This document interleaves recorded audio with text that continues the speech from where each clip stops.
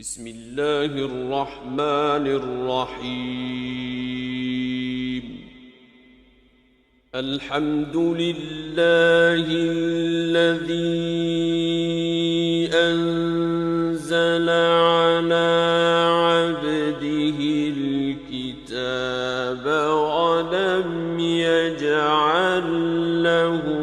عوجا قيما لينذر بأسا شديدا من لدنه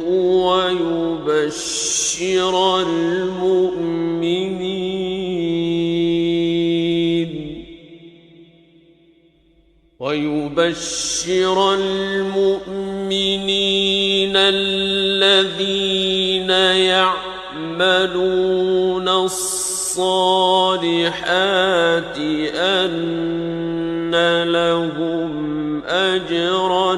حسنا ماكثين فيه أبدا وينذر الذين قالوا اتخذ الله ولدا ما لهم به من علم ولا لآبائهم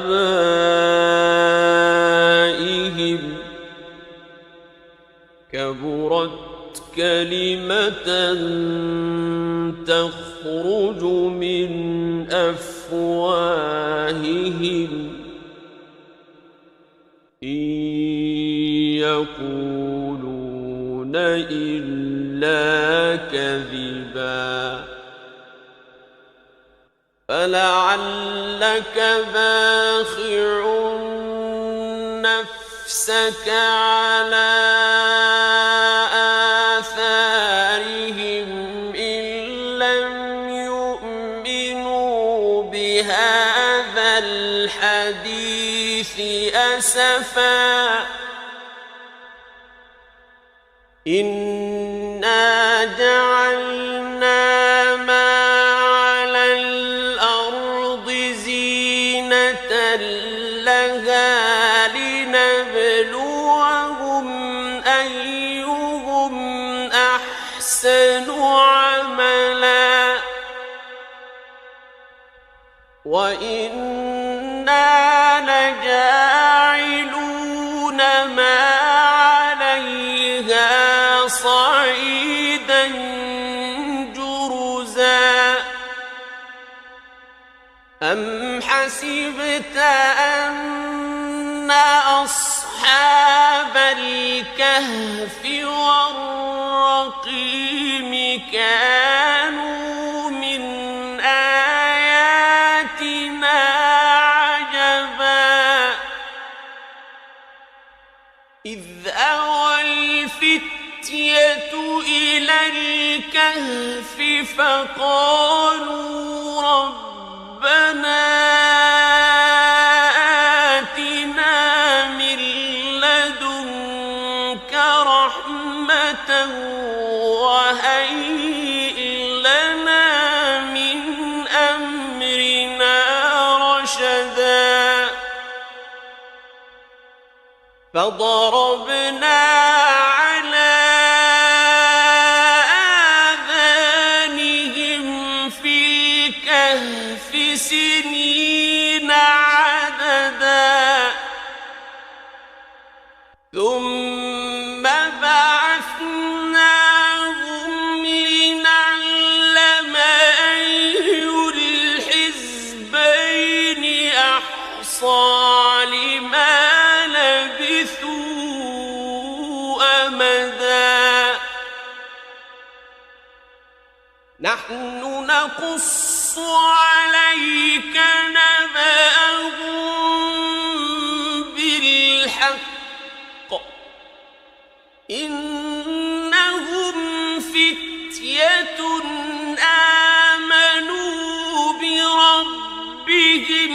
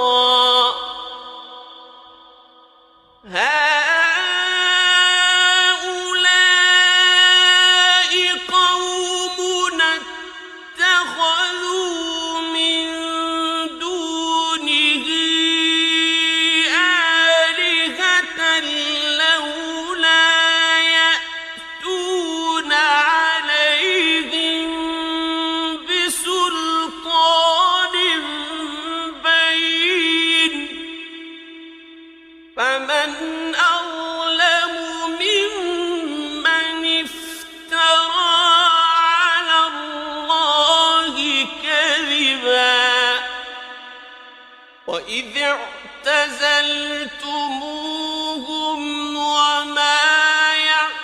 يعبدون إلا الله فأووا إلى الكهف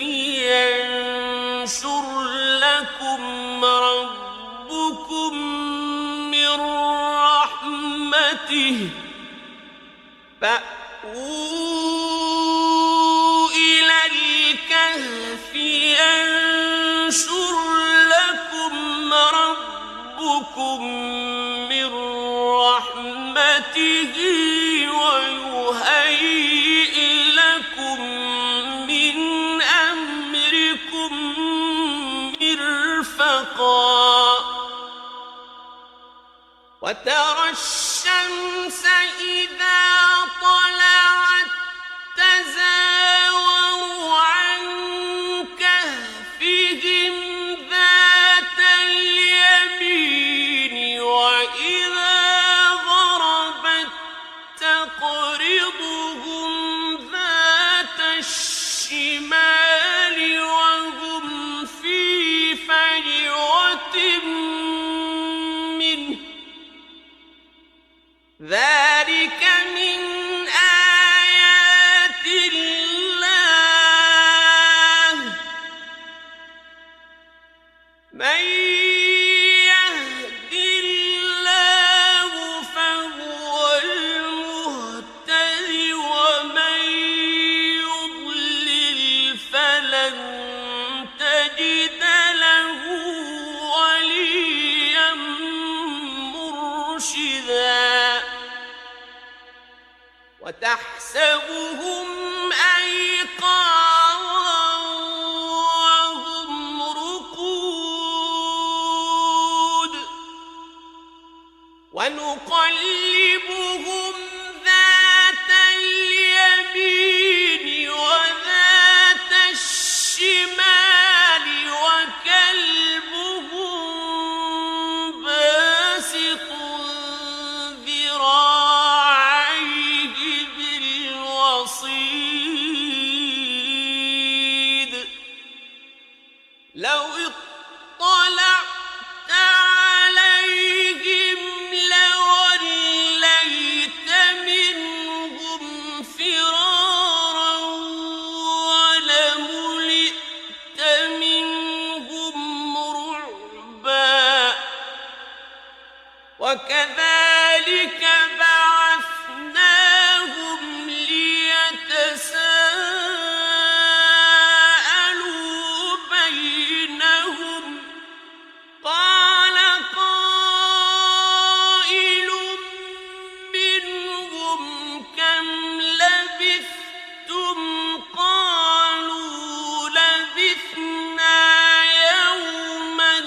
أو بعض يوم قالوا ربكم أعلم بما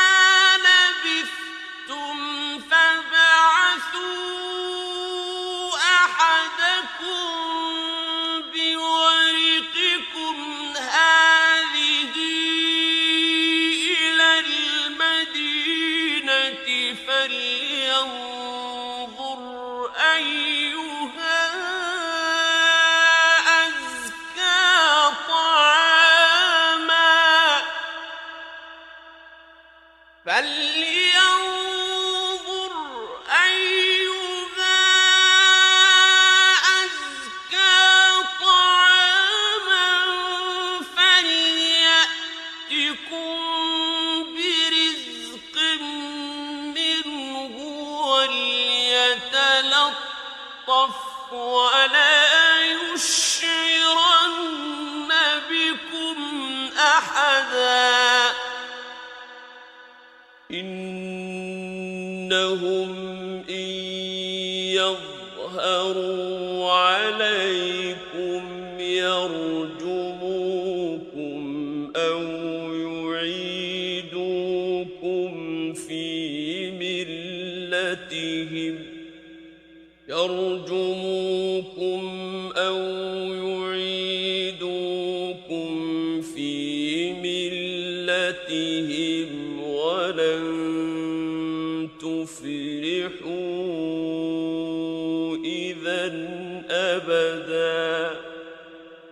وكذلك أعثرنا عليهم ليعلموا أن وعد الله حق وأن الساعة لا ريب فيها إذ يتنازعون بينهم أمرهم فقالوا ابنوا عليهم بنيانا ربهم أعلم بهم قال الذين غلبوا على أمرهم لنتخذن عليهم مسجدا سيقولون ثلاثة رابعهم كلبهم ويقولون خمسة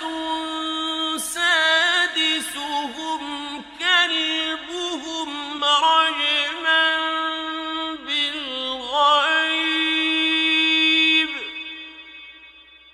رجما بالغيب ويقولون سبعة وثامنهم كلبهم قل ربي أعلم بعدتهم ما يعلمهم إلا قليل فلا تمار فيهم إلا مراء ظاهرا ولا تستفت فيهم منهم أحدا ولا تقولن لشيء إني فاعل ذلك غدا إلا أن يشاء الله واذكر ربك إذا نسيت وقل عسى أن يهديني ربي لأقرب من هذا رشدا ولبثوا في كهفهم 300 سنين وازدادوا 9 قل الله أعلم بما لبثوا له غيب السماوات والأرض أبصر به وأسمع ما لهم من دونه من ولي ولا يشرك في حكمه أحدا واتل ما أوحي إليك من كتاب ربك لا مبدل لكلماته ولن تجد من دونه ملتحدا واصبر نفسك مع الذين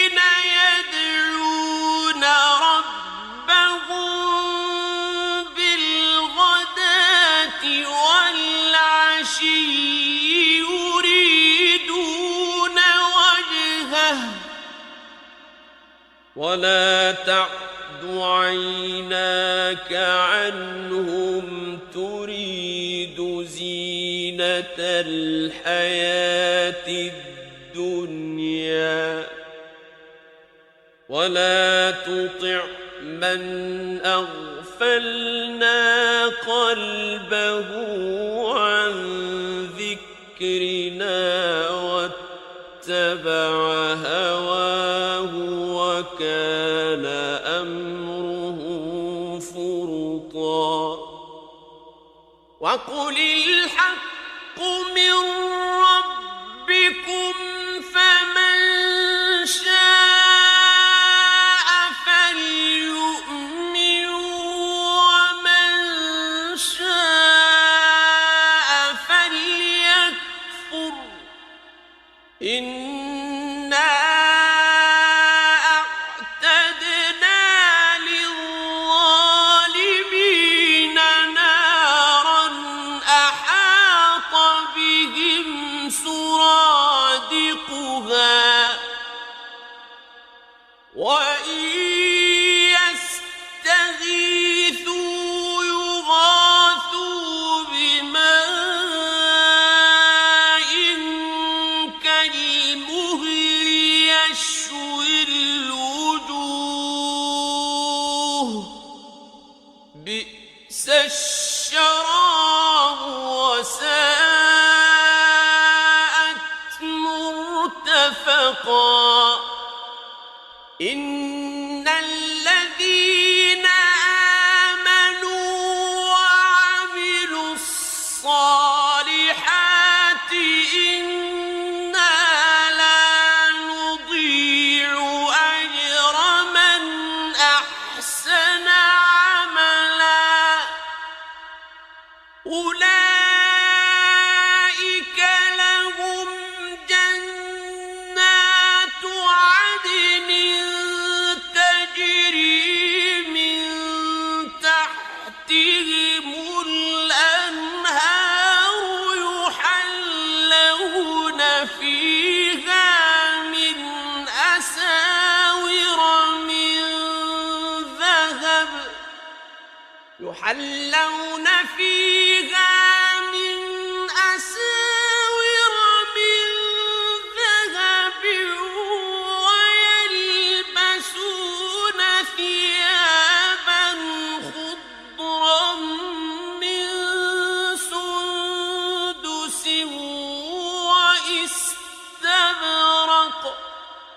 ويلبسون ثيابا خضرا من سندس واستبرق متكئين فيها على الأرائك نعم الثواب وحسنت مرتفقا واضرب لهم مثلا رجلين جعلنا لأحدهما جنتين من أعناب وحففناهما بنخل وجعلنا بينهما زرعا كلتا الجنتين آتت أكلها ولم تظلم منه شيئا وفجرنا خلالهما نهرا وكان له ثمر فقال لصاحبه وهو يحاوره أنا أكثر منك مالا وأعز نفرا ودخل جنته وهو ظالم لنفسه قال ما أظن أن تبيد هذه أبدا وما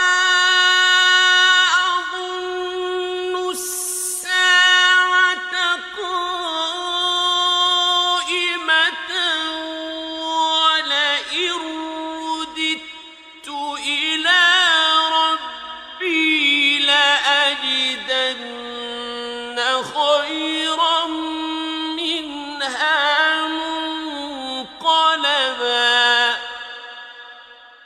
قال له صاحبه وهو يحاوره أكفرت بالذي خلقك من تراب ثم من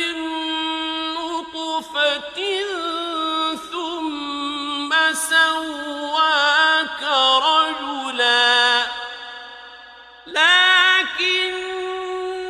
هو الله ربي ولا أشرك بربي أحدا ولولا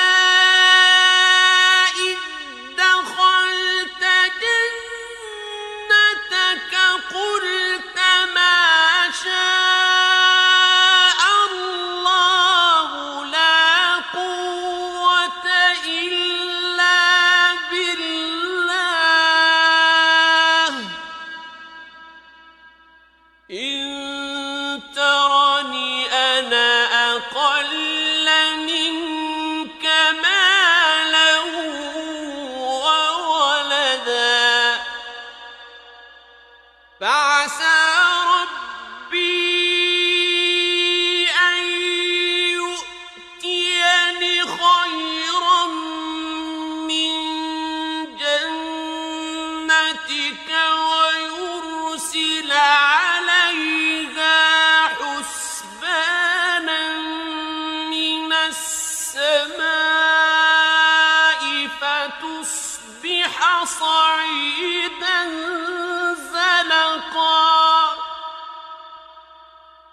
أو يصبح ماؤها غورا فلن تستطيع له طلبا وأحيط بثمره فأصبح يقلب كفيه على ما أنفق فيها وهي خاوية على عروشها فأصبح يقلب كفيه على ما أنفق فيها وهي خاوية على عروشها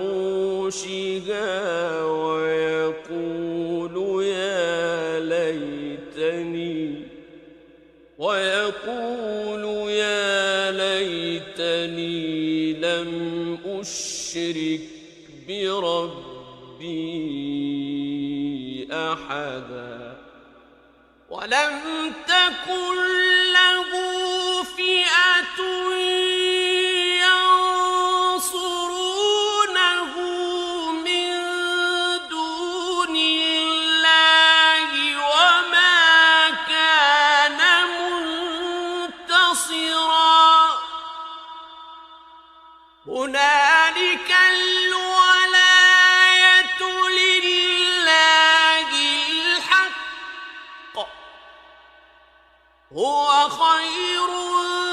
ثوابا وخير عقبا واضرب لهم مثل الحياة الدنيا كماء أنزلناه من السماء فاختلط به نبات الأرض فأصبح هشيما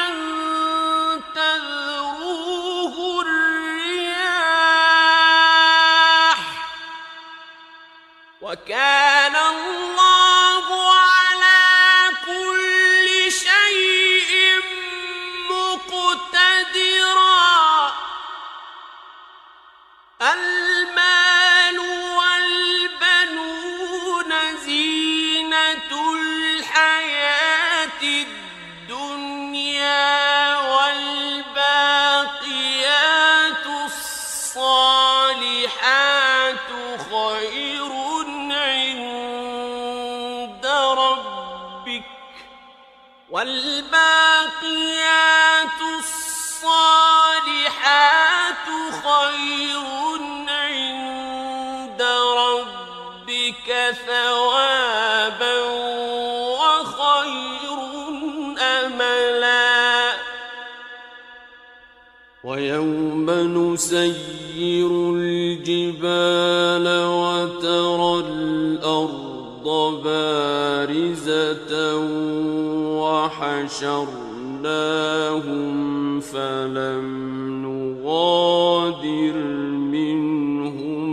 أحدا وعرضوا على ربك صفا لقد جئتمونا كما خلقناكم أول مرة بل زعمتم أن لن نجعل لكم موعدا ووضع الكتاب فترى المجرمين مشفقين مما فيه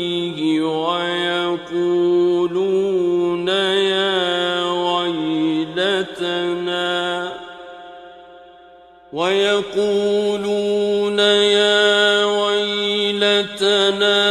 ما لهذا الكتاب لا يغادر صغيرة ولا كبيرة إلا أحصاها ووجدوا ما عملوا حاضرا ولا يظلم ربك أحدا وإذ قلنا للملائكة اسجدوا لآدم فسجدوا إلا إبليس كان من الجن ففسق عن أمر ربه أفتتخذونه وذريته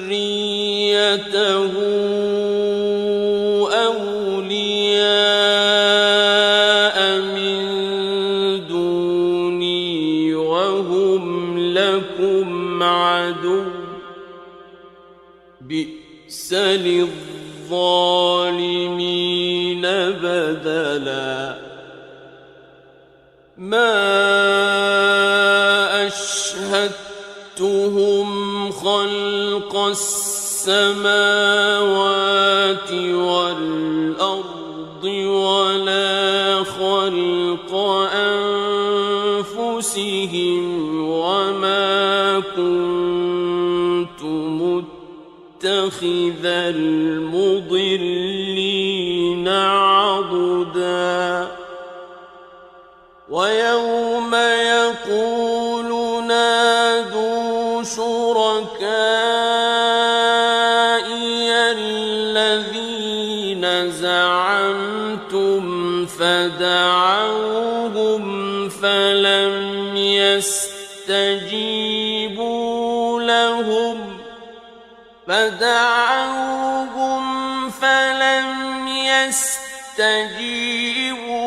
لهم وجعلنا بينهم موبقا ورأى المجرمون النار فظنوا أنهم مواقعوها ولم يجدوا عنها مصرفا ولقد صرفنا في هذا القرآن للناس من كل مثل وكان الإنسان أكثر شيء جدلا وما منع الناس أن يؤمنوا إذ جاءهم الهدى ويستغفروا ربهم إلا أن تأتيهم سنة الأولين إلا أن تأتيهم سنة الأولين أو يأتيهم العذاب قبلا وما نرسل المرسلين إلا مبشرين ومنذرين ويجادل الذين كفروا بالباطل ليدحضوا به الحق واتخذوا آياتي وما أنذروا هزوا ومن أظلم ممن ذكر بآيات ربه فأعرض عنها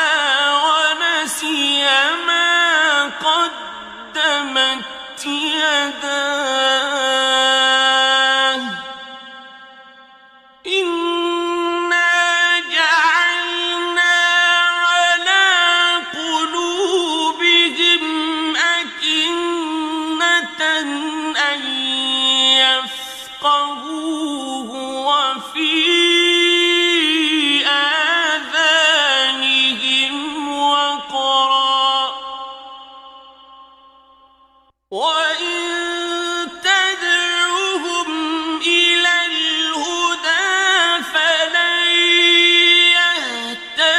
يهتدوا إذا أبدا وربك الغفور ذو الرحمة لو يؤاخذهم بما كسبوا لعجل لهم العذاب بل لهم موعد لن يجدوا من دونه موئلا وتلك القرى أهلكناهم لما ظلموا وجعلنا لمهلكهم موعدا وإذ قال موسى لفتاه لا أبرح حتى أبلغ مجمع البحرين أو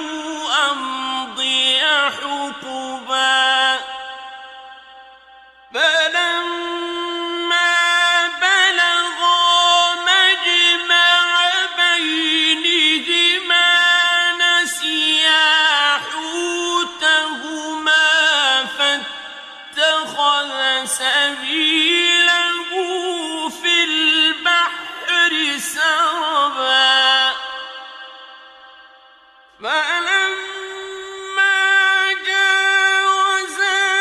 قال لفتاه آتنا غداءنا لقد لقينا من سفرنا هذا نصبا قال أرأيت إذ أوينا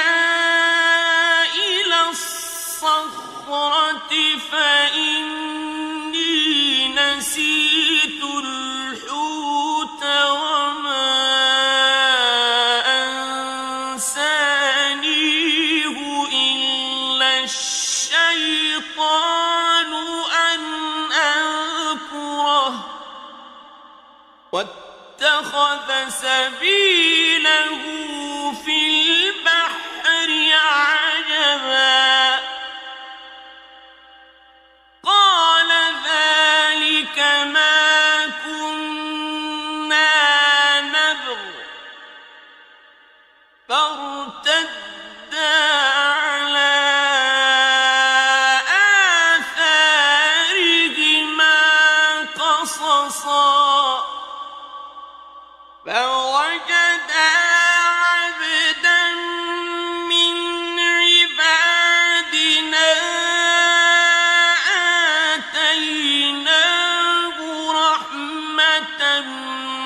من عندنا وعلمناه من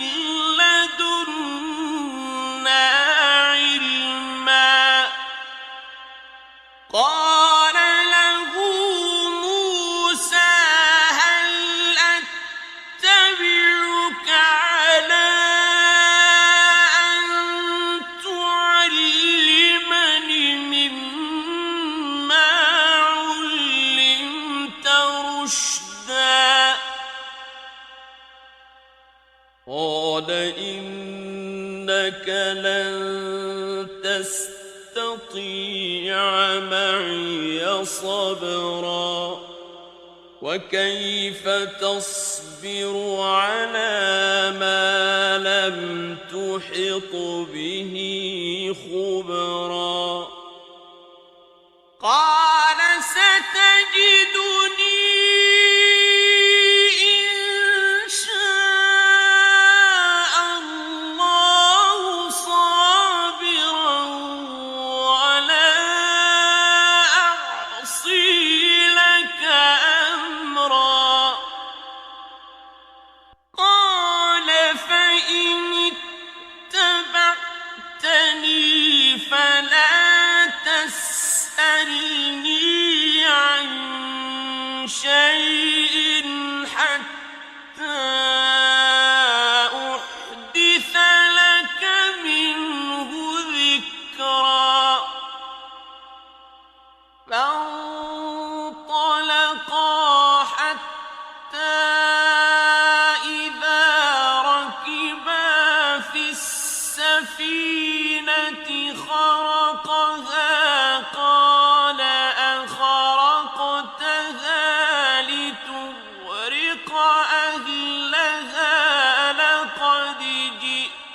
شيئا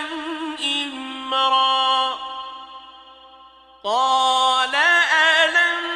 أقل إنك لن تستطيع معي صبرا قال لا تؤاخذني بما نسيت ولا ترهقني من أمري عسرا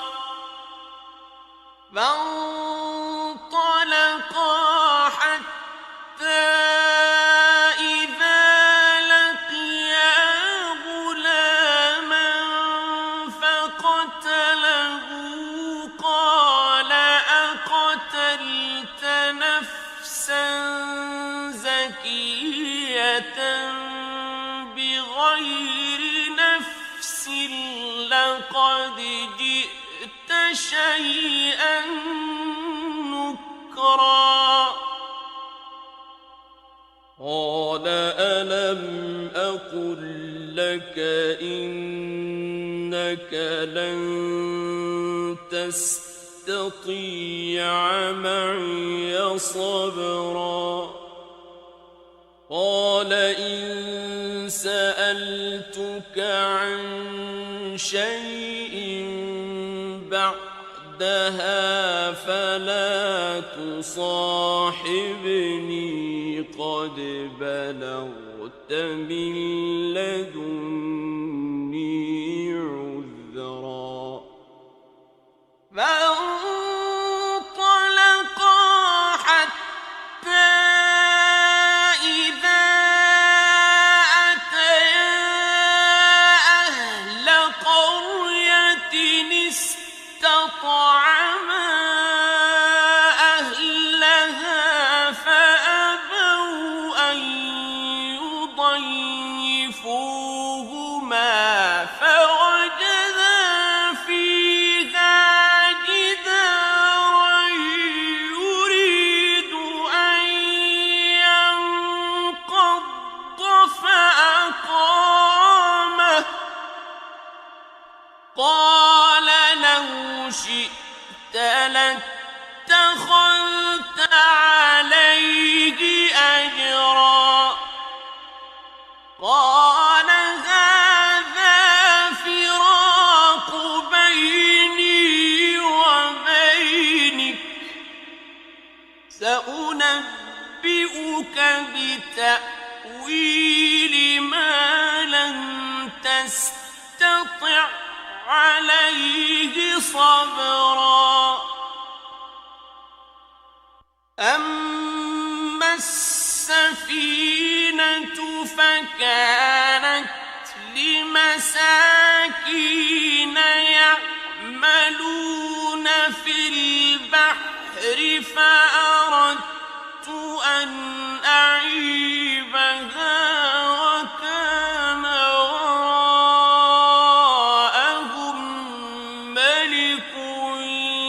يأخذ كل سفينة غصبا وأما الغلام فكان أبواه مؤمنين فخشينا أن يرهقهما طغيانا وكفرا فأردنا أن يبدلهما ربهما خيرا منه زكاة وأقرب رحما وأما الجدار فكان لغلامين يتيمين في المدينة وكان تحته كنز لهما وكان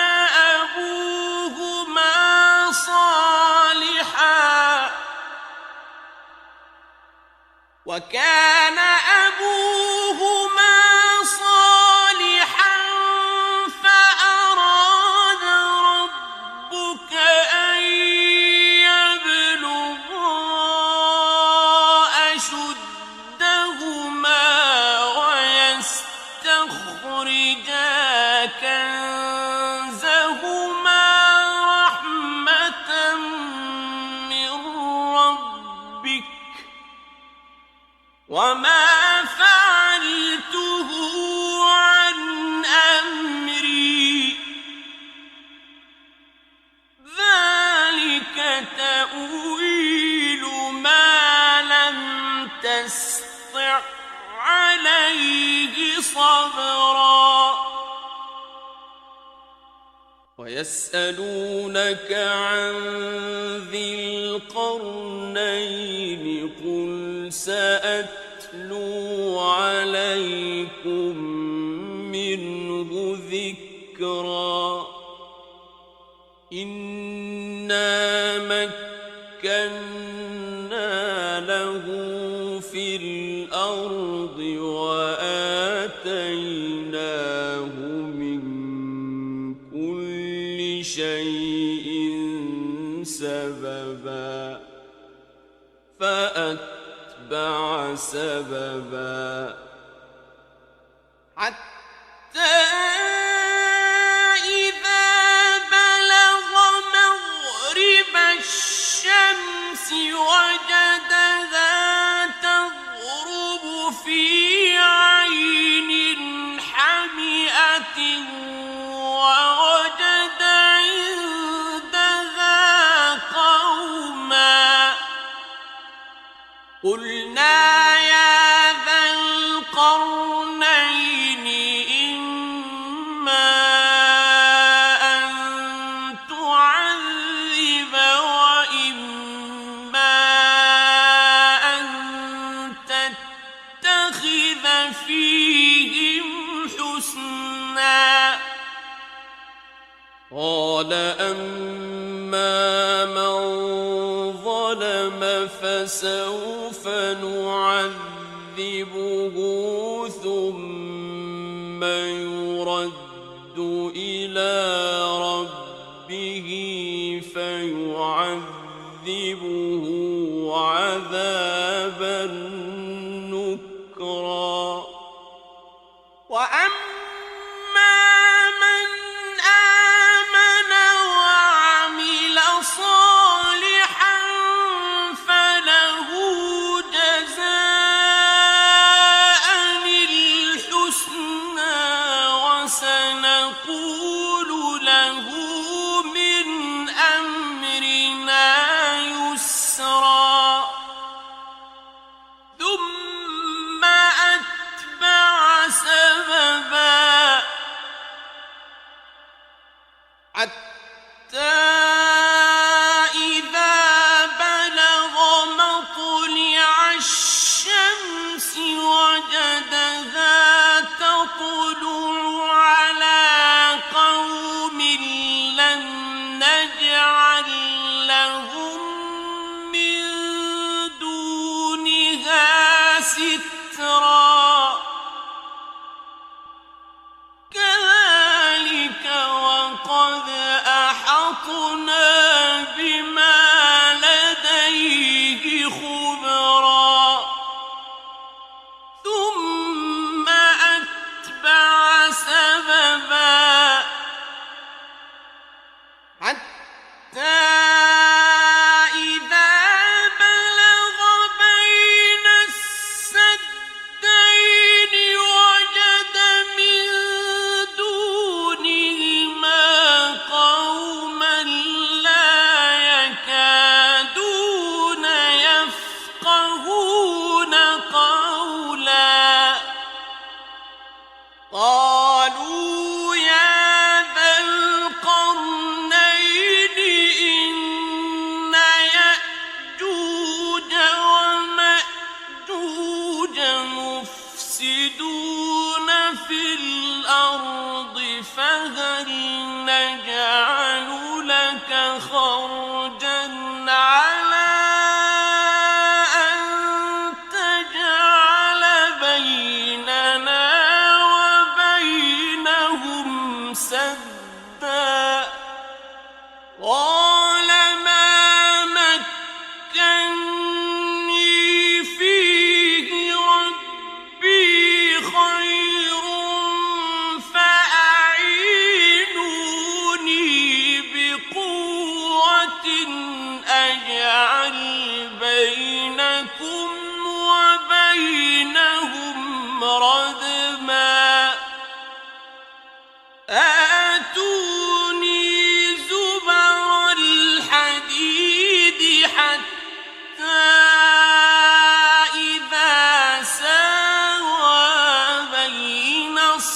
الصدفين قال انفخوا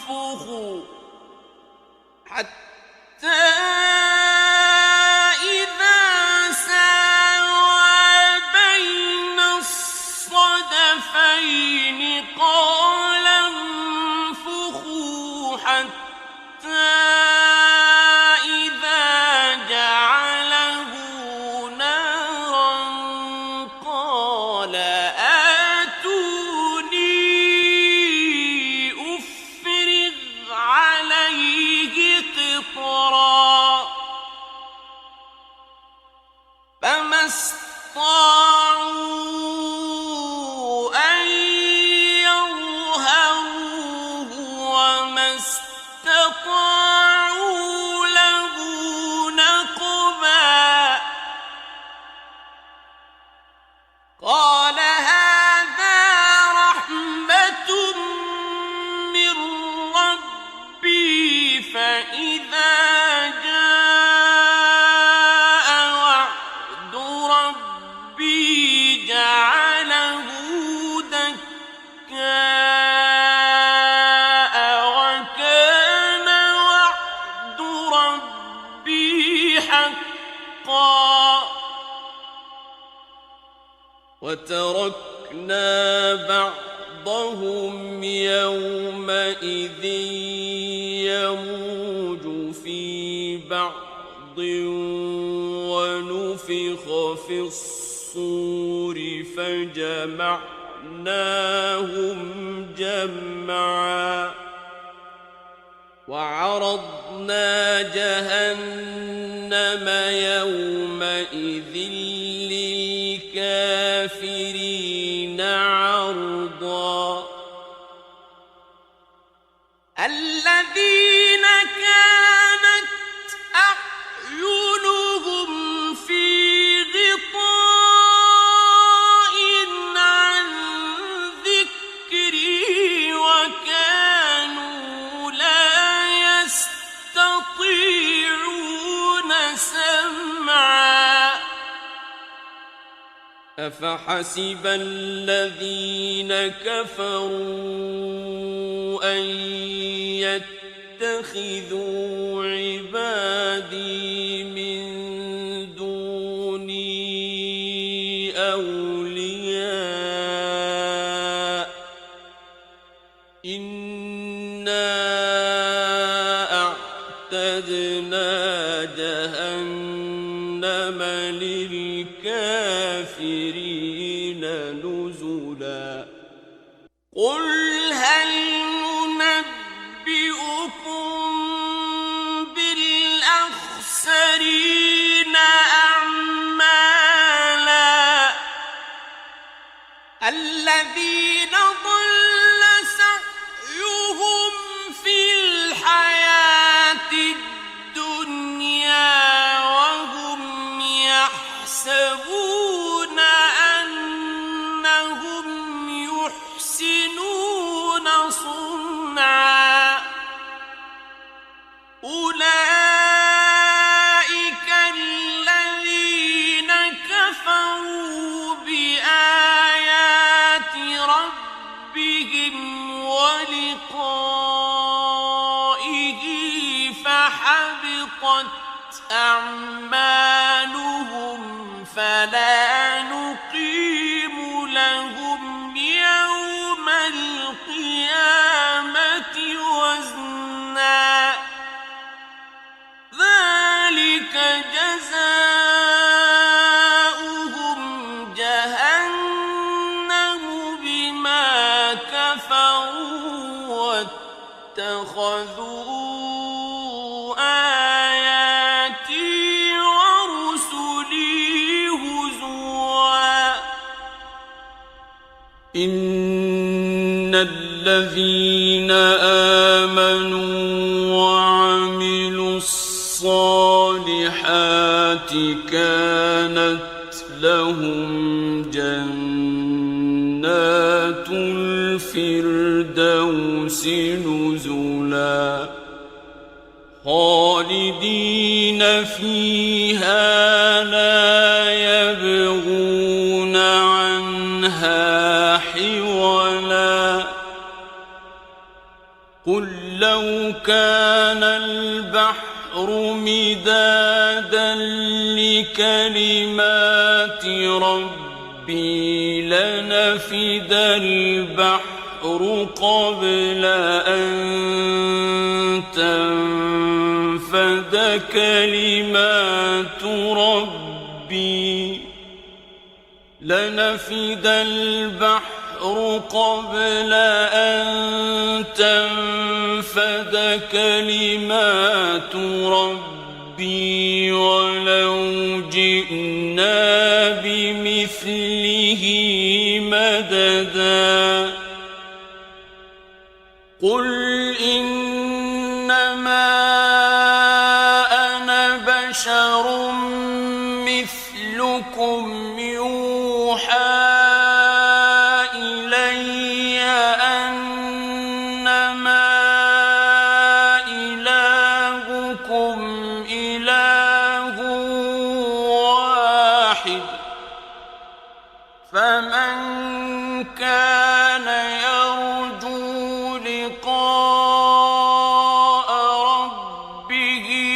فليعمل عملا صالحا ولا يشرك بعبادة ربه أحدا